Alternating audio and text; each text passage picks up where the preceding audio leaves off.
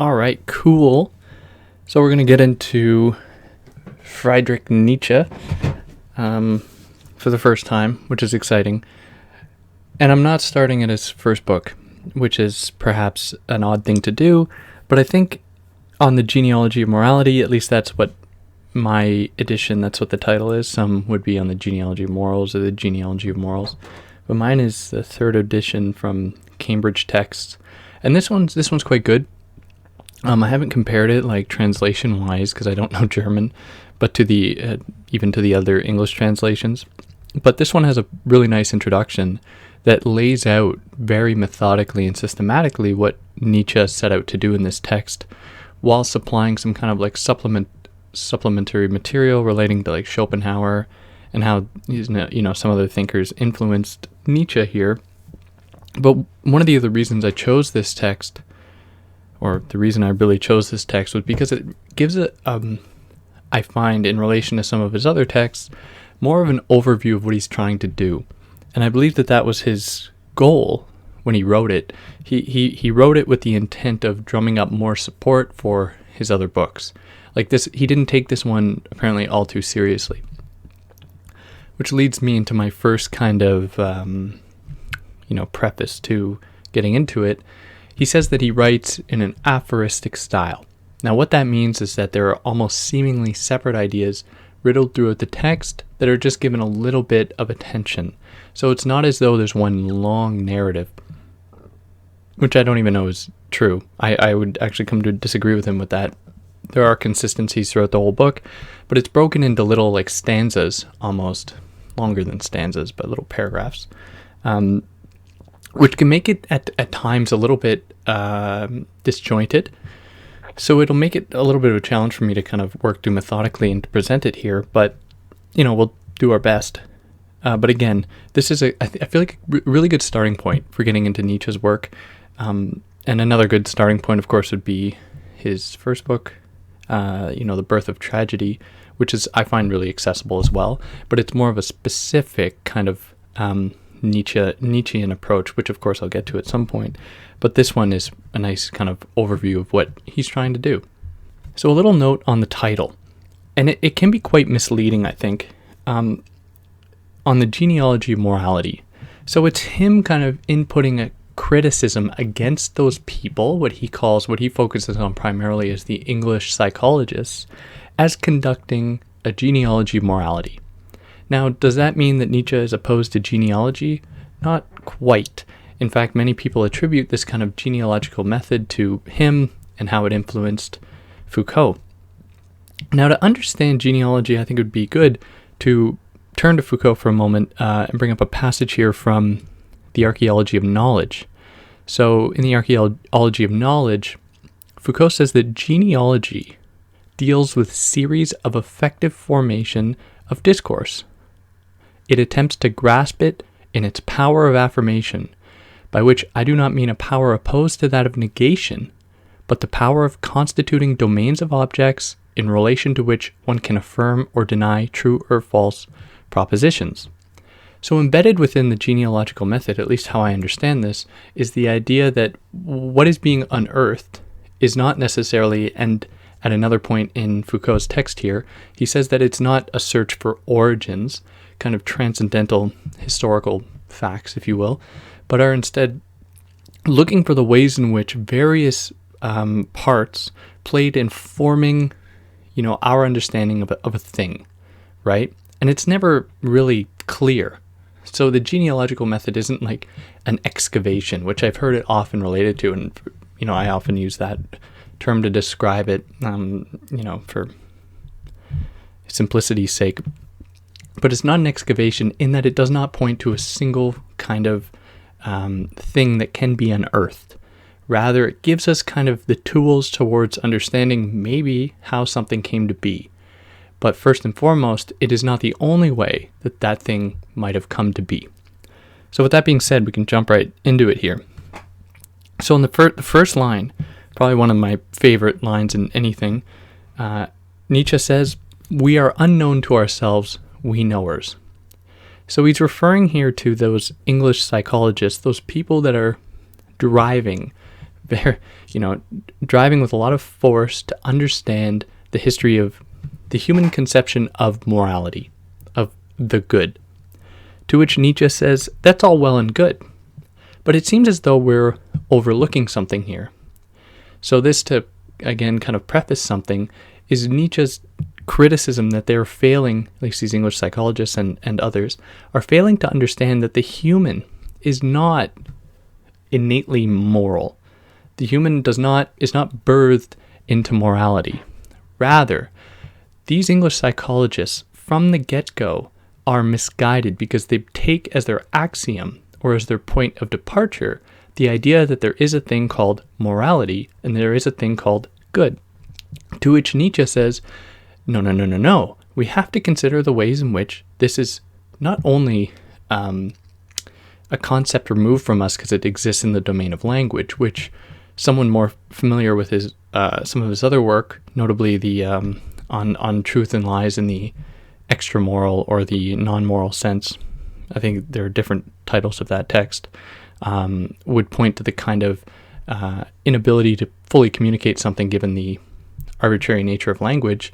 Nietzsche would say not only that in relation to language, of course, but this idea of morality is a construction that we have created that has very much derived from a kind of aristocratic logic. So it seems odd for him that we input this idea that is a pretty, at the time, like a modern phenomenon, and put it on to the past and say, it existed in the past, here, and here, therefore we can trace a kind of origin or a genealogy of that thing. So in a kind of quip, he says that these thinkers take as their a priori, so a priori being that thing, the kind of, I'm going to be careful with this one, the a priori is the idea that people have arrived at through a kind of, through logical reasoning, and it points to be a kind of universal truth where it can apply to everyone. So it has coming out of Kant, has a relationship to that categorical imperative, where if you are unsure about something, you put it to the categorical imperative test and say, would everyone, be okay with this? So you'd ask yourself, should I rob this store to feed myself? And, you'd ask yourself, if anyone was hungry, would they rob a store to feed themselves? If the answer is yes, then, you're off to something good. Now, I don't think Kant would be, interested in these kind of petty examples, but that's the kind of idea. So he says that these psychologists take morality as their a priori, whereas for Nietzsche, he says he takes skepticism as his a priori, which is an interesting approach, because that would imply, the fragility of the a priori in the first place, which he comes to criticize later in the text, taking on thinkers like Kant and Hegel, which is why Nietzsche is so cool. So his skepticism comes at, or is against the idea of a kind of a notion of the good or of the bad that floats above everyone, where being humans, we can simply reach up into the ether, into the heavens, and then extract something called the good, and therefore we, are part and parcel of a kind of godlike system or anything like that. Where Nietzsche says we have to understand that the good and the bad are value judgments that we have created. They are things that don't exist in nature. So in that way, he's really, and this is, I've certainly gotten into arguments about this, but Nietzsche is very anti-methodological. Okay, so he thinks that the method that these, English psychologists kind of take up fail to see the world as it is. So Nietzsche is really, he's kind of pragmatic in that way. He just wants to look around and say, hey, things aren't good. People aren't good. Like, how can you deny this? Why are we kidding ourselves with this whole discourse around being good? And for those who don't know, probably the most important channel on YouTube, on the internet or whatever, is ContraPoints. And she has a really interesting video on violence that's, I think, worth checking out. And it certainly relates to all this kind of Nietzsche and stuff. But sorry, I digress. So of this idea of the good and the bad, Nietzsche asks why, okay? If we have these two conceptions of goodness and badness, why is it that we uphold the good? Because for him, he can, and I'm kind of jumping ahead of you a bit, for him he conceives of the good, of the saying yes, or in a sense saying no to oneself, internalizing a kind of self-restraint. And this has affinities, of course, with kind of religious doctrine, and a term he comes to use, asceticism, asceticism, not aesthetics, but asceticism, the kind of command over oneself to live a lowly life. He says that these ideas are often wrapped up with the good, and he says that humans don't want that. Humans will want to indulge. That is part, quite simply, of how humans exist as humans. And one way we can think of that is the only reason, I'm here right now or anyone is listening is because our ancestors were better at killing than other ancestors. There's no other reason that people are around other than having a history of violence that leads up to their being birthed. So for that reason, Nietzsche says that the good is actually quite a detriment to humanity, because the good is what forecloses the possibility of a kind of becoming. So this is a point that was brought up pretty well in the introduction, and I think it was written by Keith Ansel Pearson, where he says that there are tendencies, and he doesn't say this verbatim, I'm reading between the lines here, but there are tendencies to read in Nietzsche a kind of Darwinian thing. So Keith makes the case that is not quite what is going on, because Nietzsche does not believe that it's simply as though the environment impacts and guides how people act, right? How they engage with one another. In fact, there is a kind of a will, right? So, we think of the will to power type thing, where humans actually have a degree of autonomy that moves beyond or can take command over the environment, which is an important distinction, I think. So for those that it is to kind of ward off the associating Nietzsche with the kind of evolutionary type of thinking. And with that being said, there is a mix. So it's not as though the human is just like floats above everything else. They are influenced, of course, by society, by their natural surroundings. Hence the image he draws later, the idea of the bird of prey. Now, would the bird of prey be a bird of prey unless they've gone through the kind of evolutionary mechanisms that have brought them to that point because of the environment? The bird of prey probably wouldn't be the bird of prey without those determining factors. So this is just another thing to consider. So now we move into the first essay. And I don't think I was so clear that I was talking about the introduction up till there, but anyways. We move into the first essay here. So he says, of the English psychologists, that if they do take as their aim the idea to discover a kind of history of human morality, he says that they better be prepared to accept the fact or accept the possibility that humans turn out to be immoral, right? That immorality is our only truth. Because if they don't see that, Nietzsche would, he's like, well, you obviously are just, looking through a specific lens. You are obviously slave to your own prejudices. You are obviously unknown to yourself. Hence the first line that opened his book here. And therefore you're not doing, historical research at all. You're just inputting your own ideas onto history. So if they are unable to do that, they then lack what Nietzsche calls a kind of historical spirit.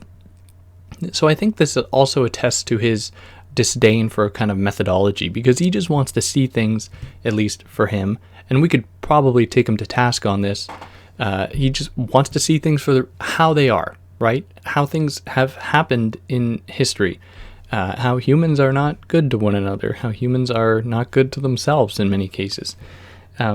So for that reason, he gives us what is perhaps a little bit of a romantic idea or a romantic vision of someone able to distance themselves from their own prejudices, right? Which is one of the problems, I think, here, but, we can put that aside for now. So when thinking of the good, or what the good is, Nietzsche gives us the idea of the unegoistical act. So he says that is one of those things that is considered by English psychologists, or anyone else almost, to be an act of good. So of that act, and you think of volunteering or, whatever, of the kind of benevolent, unegoistical act, what we are seeing is actually the affirmation by those who benefit that this constitutes a good act, that this is good. So Nietzsche says, is this really good, or is this, simply something that has been determined by those in power? So here we really see the influence that Nietzsche had on Foucault here, where he moves into this idea of discourse, without using that word per se, and is talking about the way in which those who have power govern how other people consider various conceptions or concepts like the good and the bad. So he writes, "The seigneurial privilege of givingness even allows us to conceive the origin of language itself as a manifestation of the power of the rulers." So language doesn't just exist in a bubble or vacuum. It is very much influenced by those that, write the dictionary, write the history books about how we are to understand these various concepts, which I think is a very interesting analysis. And at the time, for Nietzsche to be writing this, and the same kind of ideas echoed in his On Truth and Lies in the extramoral or non-moral sense, he was really ahead of his time when it came to this, really anticipating the kind of post-structuralist, quote-unquote, camp to come out of France. And I don't know why the Germans didn't really take this up afterwards, but the French did. There must be a reason for that, I just don't know why. So of the good, speaking about the way that language influences it, he says that, this isn't him verbatim, but he says that etymologically in many languages the term good has its roots in the aristocratic class. So then he makes a distinction between two kinds of moralities. The one pushed by the kind of chivalric aristocrats, and those from the priestly aristocrats. Now this, full disclosure, I do not understand this part. This is when he speaks about the Jewish people as posing some kind of resistance to the advent of this idea called goodness. And I do not get it, but I'm going to try and explain, or at least elucidate how I understand it. And I hope that for those listening, you could, correct me on this. So he says that there was a kind of reversal in the way that the Jewish people responded to this kind of aristocratic concept of the good. So instead of considering the aristocratic class as being the pinnacle of goodness, he says that the Jewish people found a way to, turn the tables a bit and to consider a kind of lowliness, or a kind of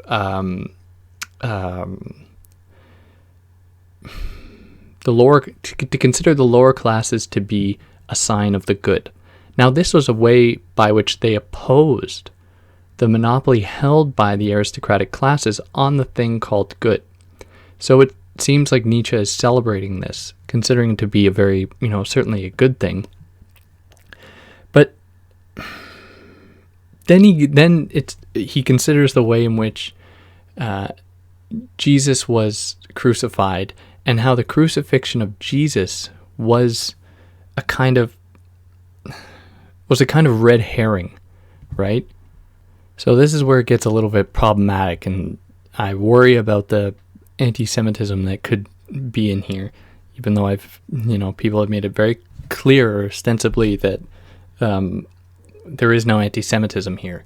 But he locates the death of Jesus with Israel, with Israel wasn't really, but the how it was the Jewish people putting Jesus to death, which is already problematic in itself, obviously, when the Romans were responsible, but here we have this here. But he says that moment turned the tides because it showed the world, kind of turned the tables on the world, placing their targets or their sights on the wrong enemy, which was a strategy employed in order to to confuse the world in a sense about what goodness was. And this opened the door, Nietzsche says, for a specific kind of love. Now, this whole idea, I really, I was debating with myself whether or not I'd bring it up at all, but I thought it important because I just don't get it.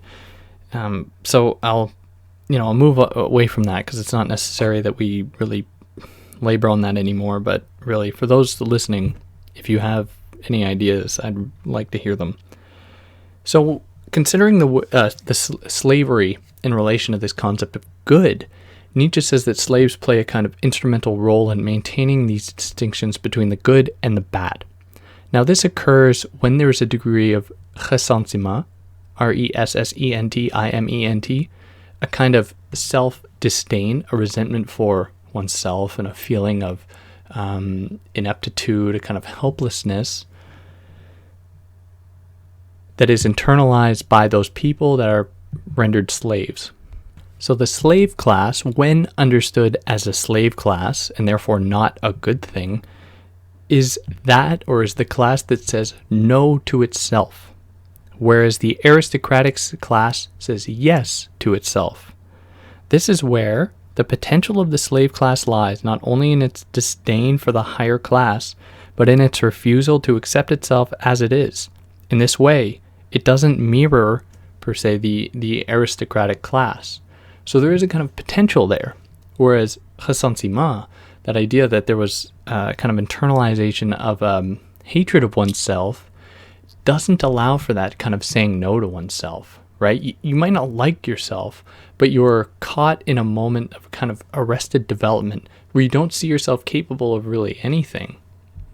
So we get here and I'm going to jump ahead just a little bit for a moment to get a kind of definition where ressentiment is the internalization of repression that is sublimated through slave-like institutions to combat the noble class.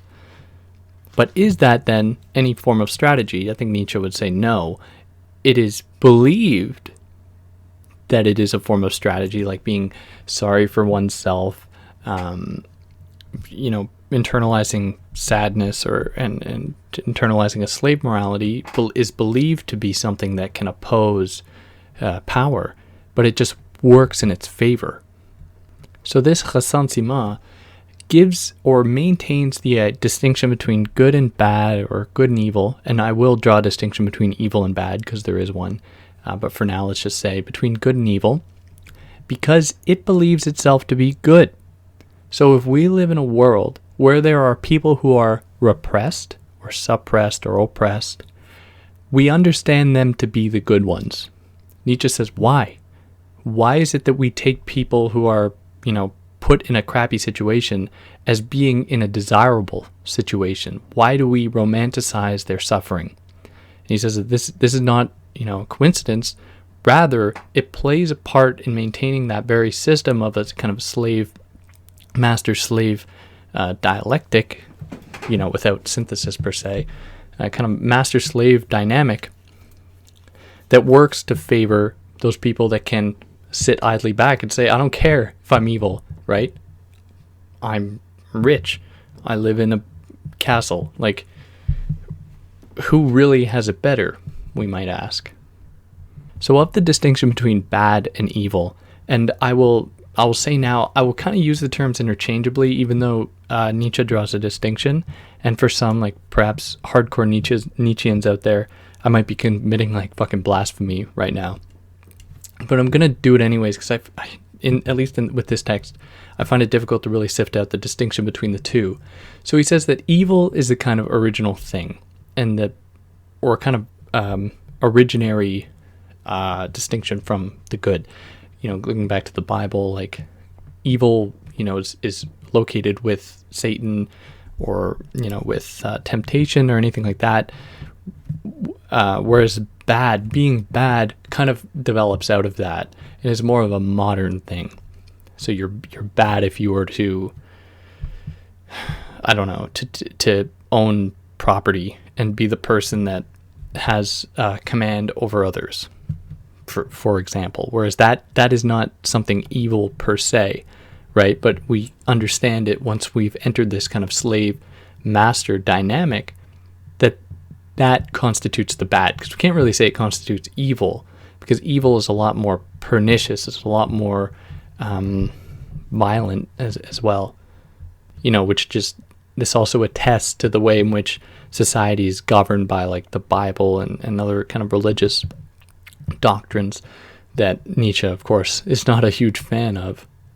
So this internalization of ressentiment that doesn't allow slave-like people or people in a slave position to actually challenge modes of authority in order to then take over that authority, because it becomes, in the moment of ressentiment, it becomes simply a task of overthrowing the people that stand for bad, right?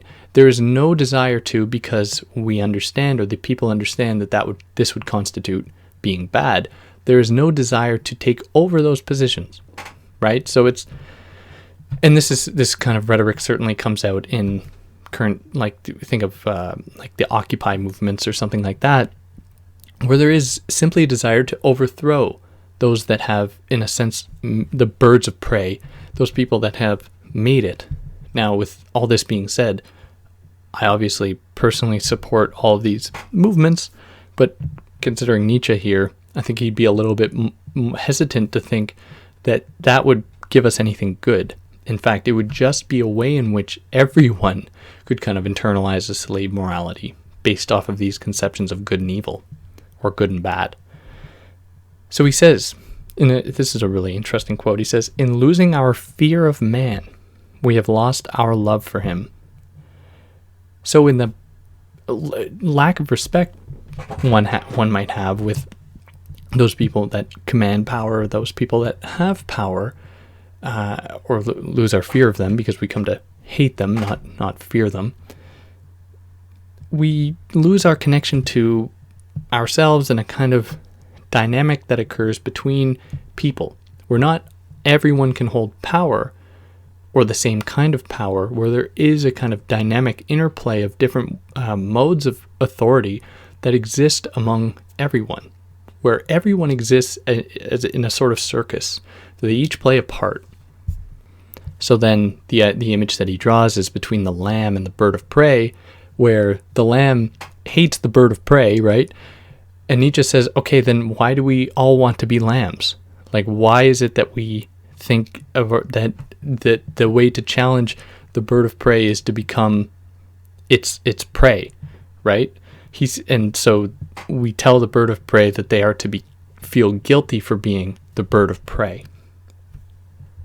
And then this as well works in the hands of those that hold power, because people then come, according to Nietzsche, to construe weakness itself as freedom, which is then regarded as being good.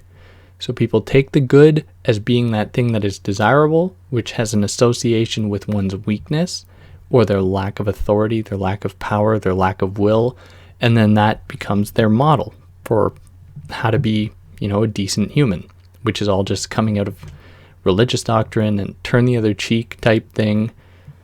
All right, so now we'll move on to the second chapter here.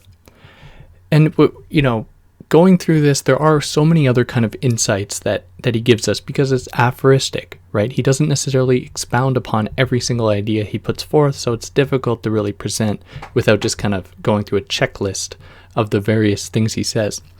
So obviously, it's my standard thing is to say, go read the book, because you probably would read it in another way than me, but also there's a lot of stuff I omit, because I'm trying to generate a kind of cohesive narrative that makes this work presentable or graspable.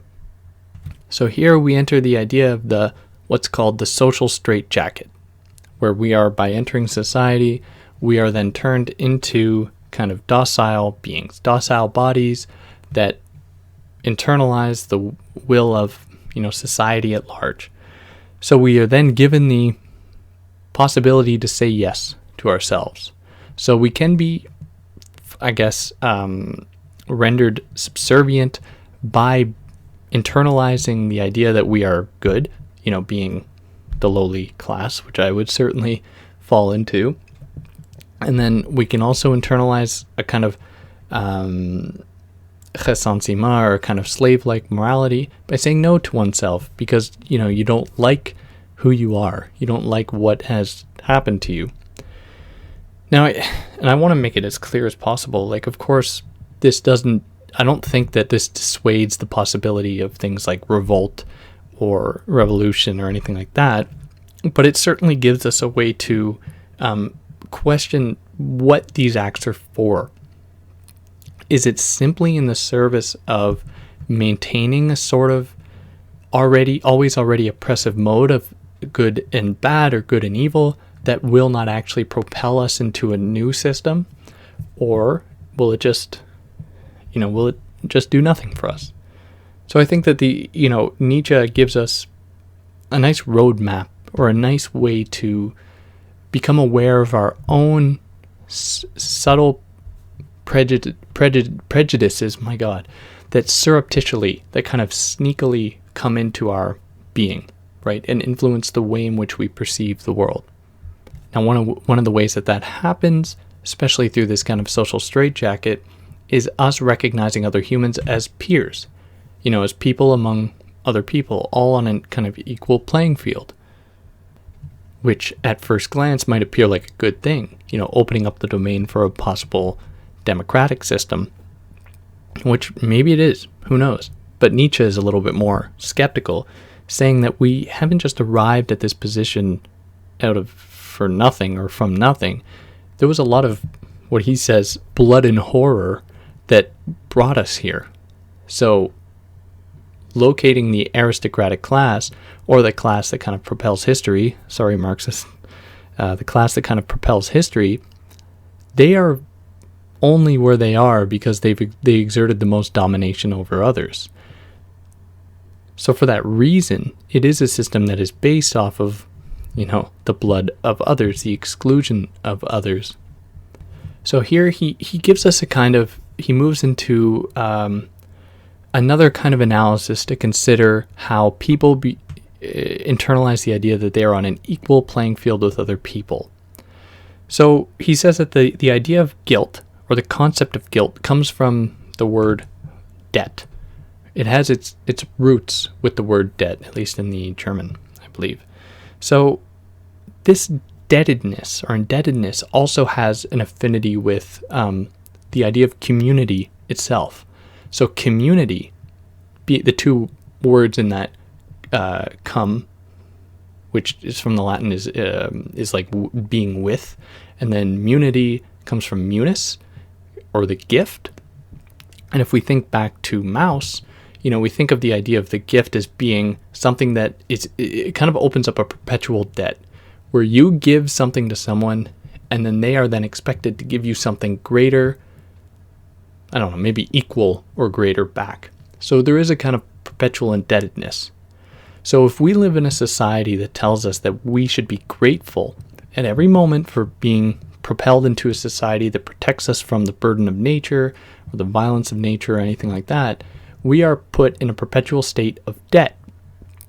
Now, Nietzsche, being very clever, says that because etymologically guilt has a relationship to the word debt, we can then trace this idea of guilt coming from debt, which comes from that being told that we should be grateful, putting us in a state of indebtedness, grateful for being given society.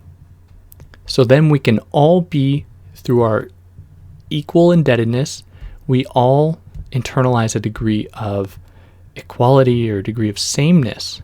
So for that reason, he then moves to another kind of way to think about this. We then come to associate ideas of pain, suffering, injury as being similar. So what we have is a kind of creditor-debtor relationship, where the creditor being like society, is able to inflict pain on individuals that do not subscribe to it or that break laws. Because we have, and he says this is one of the mysteries. For some reason, we have come to equate injury with pain. So if someone breaks the rule of law, for Nietzsche says, okay, why is it that we then punish them with physical pain? And he of course is thinking about like torture. Why do we think that does something? So if I steal something from someone else, why is it that the state would see it necessary for me to undergo physical pain as opposed to just giving back the thing that I stole?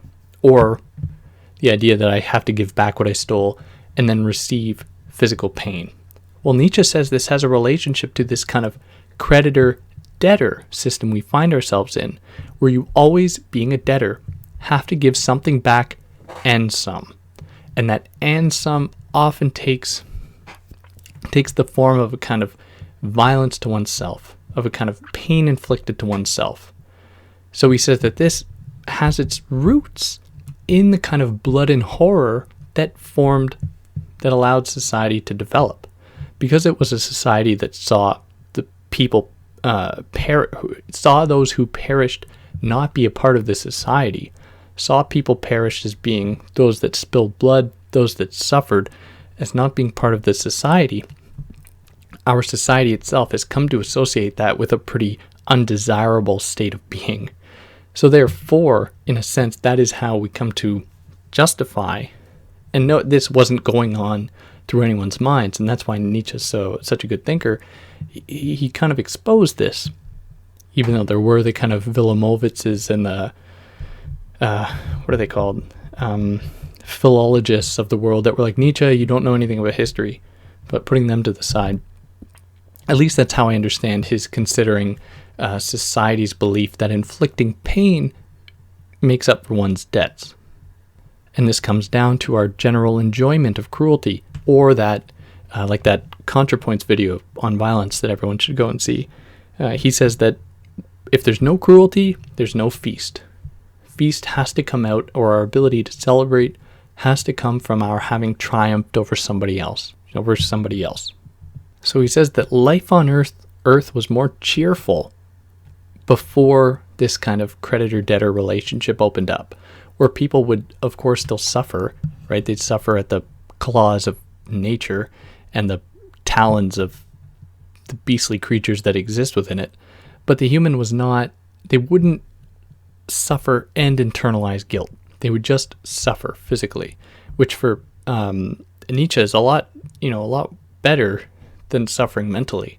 And this really provides the basis for Foucault's thesis in Discipline and Punish, where he kind of locates the penultimate moment of this shift from inflicting pain on the body to inflicting pain on the mind, which is infinitely worse, right? I think for Nietzsche, where entering this kind of carceral state, no one is allowed to be who they want to be or who they can be. They are instead forced into a kind of normalized state of being.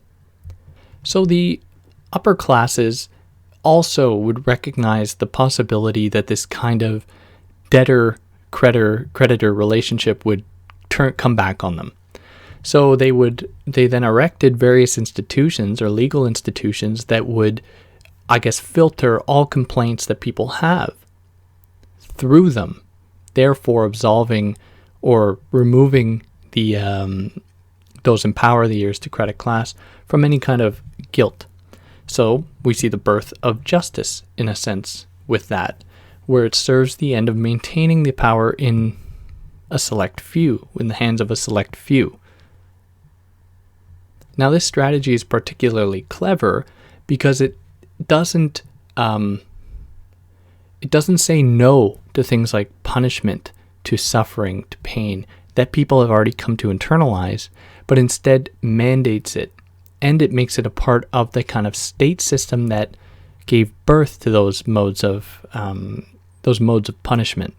So it tells the people that this is what is part of being part of this system, and it is also for your virtue, or you can get gain virtue out of this, because if you have any qualms with anyone else or with those in power, here is the institution to do it.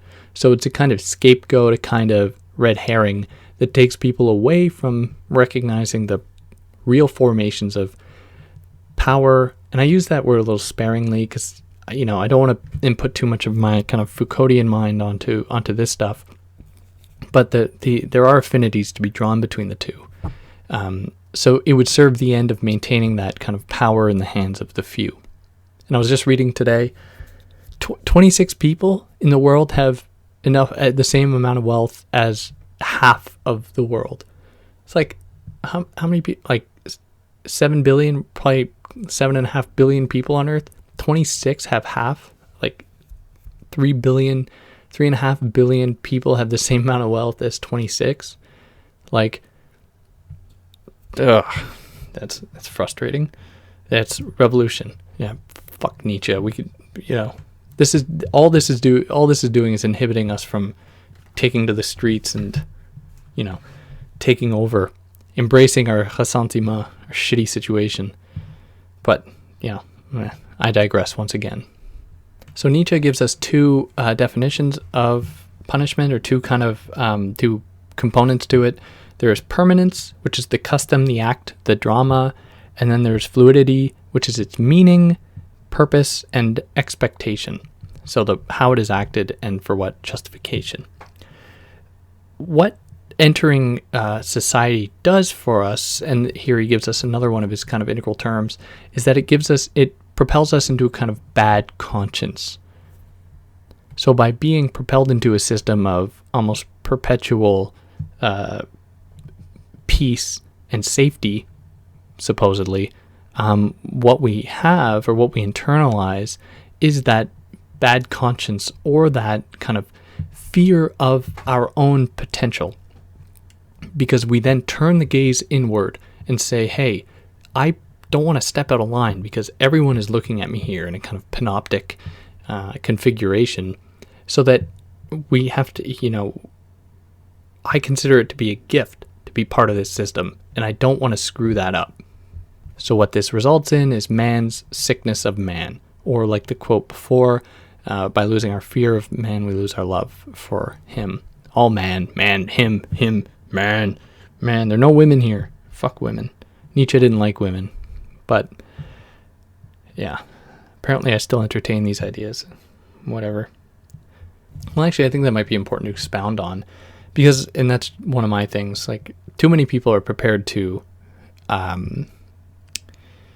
absolve Nietzsche of guilt, right? To brush it aside as though using these kind of gendered language is just a coincidence, which I wholeheartedly disagree with. And here I'm going to, hopefully some people will be mad with me, but fuck that.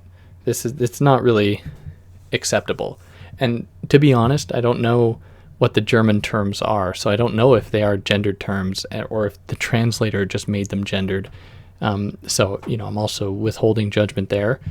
But Nietzsche said not great things about women in some of his other texts. He holds kind of romantic ideas about women that are just make me shake my head. It's just redonkulous. So anyways, this bad conscience provides the possibility for the unegoistical person, again, that person that considers themselves to be good by being weak. They then internalize the bad conscience as a way to justify their being in that position. So this kind of internalization of guilt, right, has like far-reaching roots, and he does provide some other kind of historical examples that make it a little bit harder to follow than us just saying that it's society. So he says that to some extent we have always had a kind of creditor-debtor relationship where we have felt indebted to those of the past. So for a long time it was our ancestors that gave us, that established our tribes, or our if they weren't societies, whatever they were, communities. And then if we think of the Christian dogma, like how we are eternally indebted to Jesus for giving himself over on the cross, which are all bad things, right? These things do not allow humans to engage in ways that they would want, but instead governs the way that they can be and exist in the world.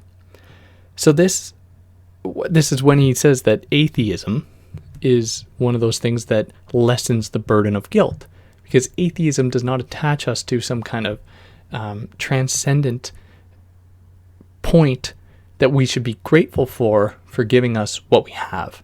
Atheism gives us that authority. It allows us to determine what we are and for what means.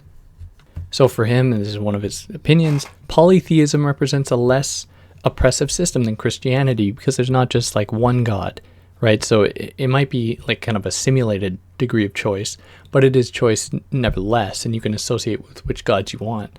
And the same applies to Hinduism, of course, where there's any, you are expected to, in a sense, if you follow that religion, to locate yourself with particular gods. So monotheism for Nietzsche is a no. And then closing off this chapter, he says that what he calls the man of the future, or kind of Oberman, will be the person that must conquer God. But what is more, they must also conquer nothingness. So there are very many people or just one that I refuse to mention the name of, on the internet who proclaims to know Nietzsche and spreads the word of Nietzsche, suggesting that Nietzsche is an advocate for religion and God and all of these types of things. Whereas that is not the case, because they believe that, or this person believes that if you get rid of God, then you enter a degree of nothingness. And what Nietzsche feared was nothingness. Nietzsche feared both.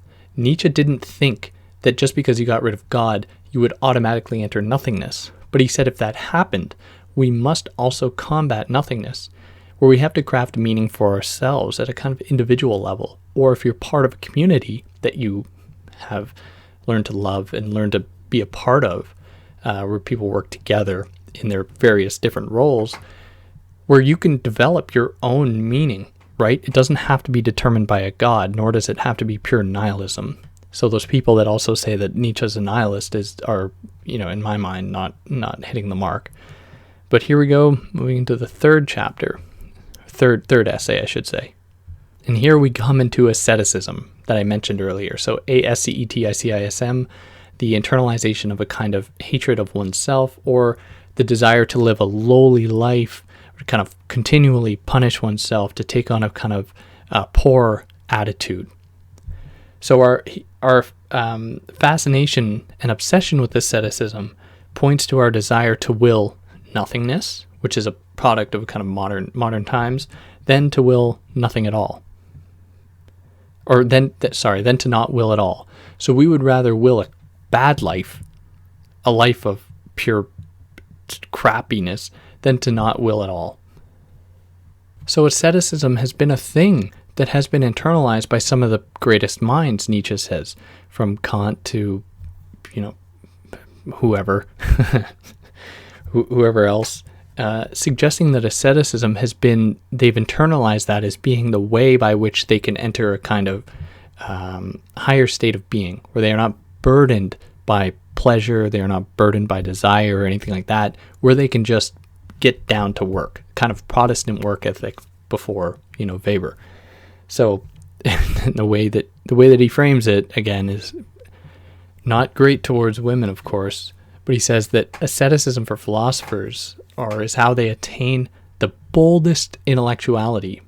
And he goes on to say that is why so many of them were never married, which is...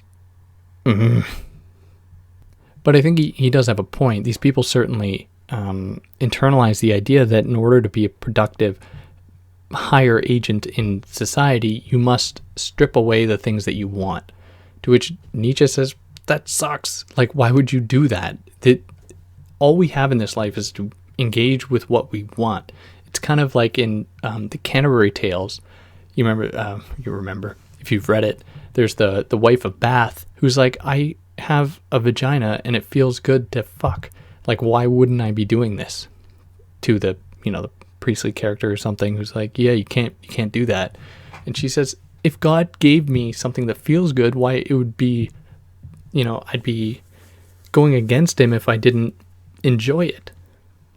So this asceticism opens up kind of a paradox then, because we then come to construe suffering as joyful, right? Because we take it as being productive, and then we can then look at ourselves in a higher esteem, higher regard, and it becomes something that we then desire. So through asceticism, we then can come to like ourselves, to which Nietzsche says, that is simply an internalization of your hatred of oneself, rather than it being, what you're doing, what you actually want.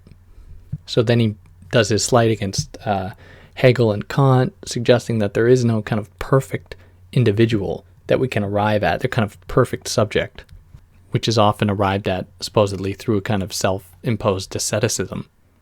So in his words, and he puts this really well, he says, "From now on, my philosophical colleagues, let us be more wary of the dangerous old conceptual fairy tale which has set up a pure, will-less, painless, timeless subject of knowledge. Let us be wary of the tentacles of such contradictory concepts as pure reason, absolute spirit, knowledge as such. Here we are asked to think an eye which cannot be thought at all, an eye turned in no direction at all, an eye where the active and interpretive powers are to be suppressed, absent, but through which seeing still becomes a seeing something. So it is an absurdity and non-concept of the eye that is demanded. There is only perspectival seeing, only a perspectival knowing. The more affects we are able to put into words about a thing, the more eyes, various eyes, we are able to use for the same thing. The more complete will be our concept of the thing, our objectivity," which is a really powerful statement, right? And it resonates with that other Nietzschean statement, there are no facts, there are only interpretations. So for Nietzsche, the project is not to arrive through a kind of a priori reasoning by, that we can take up by internalizing a kind of ascetic ideal or hatred of oneself, to propose that there is a kind of ideal subject or a kind of objectivity in the world.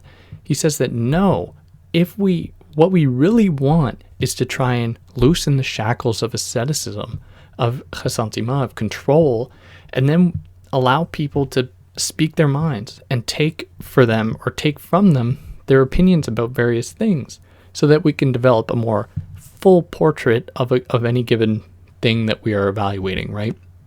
Where we can have more eyes that are not influenced by authority, not influenced by power or anything like that, that can give us a better idea of what a thing is, as opposed to just, a few guys kind of reasoning these things out, which is, for Nietzsche, you'll never arrive at anything useful there. So asceticism, he says, is a strategy employed by those who are undergoing a degenerating life. So if your life is going in the crapper, you then say, well, I'm going to do X, Y, and Z. I'm really going to punish myself, get my shit together, I'll make my bed in the morning, like as though that is absurd. And then I will be happy. I will be better.